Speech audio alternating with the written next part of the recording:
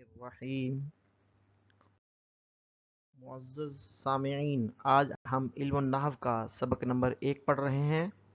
اس سبق کے دوران ہم علم النحو کی تعریف اور علم النحو کے موضوع کو اور اسی طرح لفظ موضوع اور محمل کے بارے میں اور کلمہ کی تینوں اقسام کی تعریف اور مثالوں کو پڑھیں گے۔ سب سے پہلے علم النحو کی تعریف۔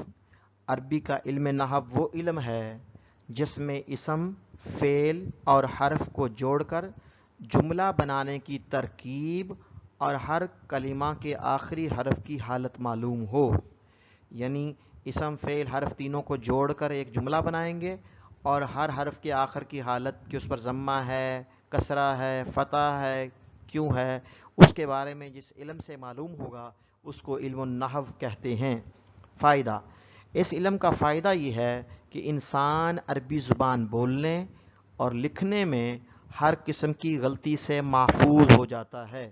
مثلا زید، دار، دخل، فی، یہ 4 کلمے ہیں۔ اب ان چاروں کو جوڑ کر ایک جملہ بنانا اور اس کو صحیح طور پر ادا کرنا یہ علم نحو سے حاصل ہوتا ہے۔ جس طرح ہم بنائیں گے دخل زید فی دار، داخلہ زید، داخل ہوا گھر میں، تو اب یہ ایک جملہ بن گیا، سینٹینس بن گیا۔ اب اس پر آخر بھی اس کا معلوم ہوگا داخلہ زید فی دارن، دارن میں زیر ہے، فی پریپوزیشن حرف جار داخل ہے، اور زید فاعل ہے، فاعل مرفوع ہوتا ہے، داخلہ ورب ہے، فعل ہے، تو داخلہ زید فی دارن، داخل ہوا زید گھر میں، تو ایک جملہ بن۔ علم النحو کا موضوع کلمہ اور کلام ہے۔ علم النحو کا موضوع کلمہ اور کلام ہے۔ لفظ کا معنی جو بات آدمی کی زبان سے نکلے اس کو لفظ کہتے ہیں۔ جس طرح میں بول رہا ہوں یہ الفاظ کا مجموعہ ہے۔ جو بات انسان کی زبان سے نکلے اس کو لفظ کہتے ہیں۔ پھر اس لفظ کا اگر کوئی معنی اور مطلب ہو، جس طرح مختلف الفاظ میں آپ سے بات بول رہا ہوں اس کے معنی اور مطالب ہیں، تو اس لفظ کو لفظ موضوع کہتے ہیں اگر لفظ کا معنی ہو۔ اگر کوئی معنی نہ ہو تو اس کو لفظ محمل کہتے ہیں۔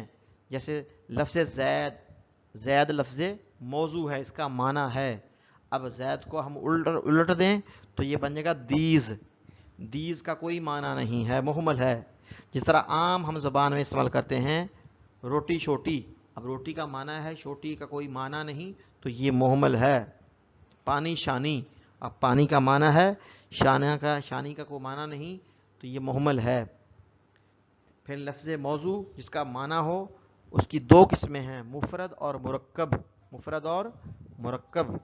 مفرد اس اکیلے لفظ کو کہتے ہیں جو ایک معنی بتائے، وہ اکیلا لفظ جو ایک میننگ، ایک معنی بتائے وہ مفرد ہے۔ جیسے اللہ محمد، اللہ محمد، یہ دونوں لفظ مفرد ہیں۔ مفرد لفظ کو کلمہ بھی کہتے ہیں۔ جس طرح علم نحو کا موضوع کلمہ کلام تھا تو لفظ کا دوسرا نام ہے کلمہ، اور کلمہ کی جمع ہے۔ کلمہ کی اقسام، کلمہ کی اقسام، کلمہ کی 3 قسمیں آتی ہیں عربی زبان میں۔ کلمہ کی 3 قسمیں استعمال ہوتی ہیں، اسم، فعل، حرف۔ اسم، فعل، حرف۔ اسم وہ کلمہ ہے جو کسی چیز کا نام ہو، اسم کا معنی نام ہو، انسان، جاندار اور بے جان چیزوں کے لیے بولا جاتا ہے، اور اس میں تینوں زمانوں میں سے کوئی زمانہ نہ پایا جائے، زمانہ نہ پایا جائے۔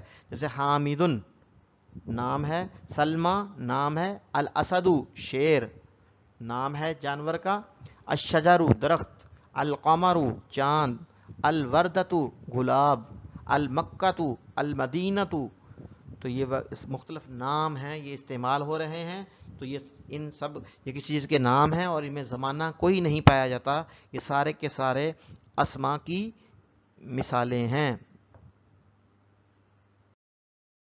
فعل، فعل وہ کلمہ ہے جس کے ذریعہ کسی کام کے ہونے نہ ہونے یا کرنے نہ کرنے کے بارے میں معلوم ہو۔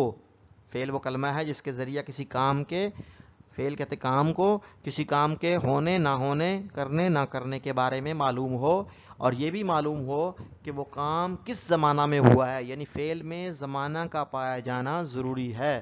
زمانے 3 ہوتے ہیں، ماضی گزرا ہوا وقت جیسے کارا کارا کا میں نے اس نے پڑھا گزرے ہوئے زمانے میں، حال موجودہ وقت، جیسے یسمعو وہ سن رہا ہے، وہ سنتا ہے، مستقبل آنے والا زمانہ، جیسے یکتبو وہ لکھے گا آنے والے زمانے میں، یکتبو وہ لکھے گا۔ تو ان تینوں الفاظ میں قرأ، یسمعو، یکتبو، ایک تو یہ کام کا ہونا ذکر ہو رہا ہے اور زمانہ بھی پایا جا رہا ہے، یہ تینوں مثالیں ہیں۔ اور آخری چیز کلمہ قسم حرف ہے۔ حرف وہ کلمہ ہے جس کا معنی اس وقت تک سمجھ میں نہ آئے جب تک وہ کسی اسم یا فعل کے ساتھ نہ ملے، جیسے من، فی، یعنی اس کو اکیلا استعمال کریں، من کا معنی ہوتا ہے سے، فی کا معنی میں، تو اس کا معنی واضح نہیں ہوگا۔ جب اس کو ہم فعل یا اسم کے ساتھ استعمال کریں گے تو اس کا معنی مکمل ہو جائے گا۔ جس طرح کریں داخل زید فی المسجد، داخل ہوا زید مسجد میں، اب فی کی وجہ سے اس کا معنی مکمل ہو گیا، فی المسجد آ گیا، فی المسجد مسجد میں۔ ذہب زید من الدار، گیا زید گھر سے، اب من کی وجہ سے معنی مکمل ہو گیا۔ اکیلا من اور فی حرف ہیں، حرف اکیلا استعمال ہونے کا کوئی فائدہ نہیں، لیکن اسم اور فعل کے ساتھ جب استعمال ہو جائے تو اس کا معنی مکمل ہو جاتا ہے، اور ایک مکمل معنی ہے۔ بیٹا یہ عام سی چیزیں ہیں جو ہم نے ابھی سمجھی ہیں، تو اس بارے میں اگر کوئی مشکل ہو، کوئی سوال ہو، کرام کر سکتے ہیں، سامعین کر سکتے ہیں۔ بظاہر یہ چیزیں بہت آسان ہیں، لیکن اگر ان کو سٹیپ بائی سٹیپ پڑھیں گے تو یہ بڑی مشکل چیزوں کے بھی سمجھنے کا ذریعہ بنیں گی۔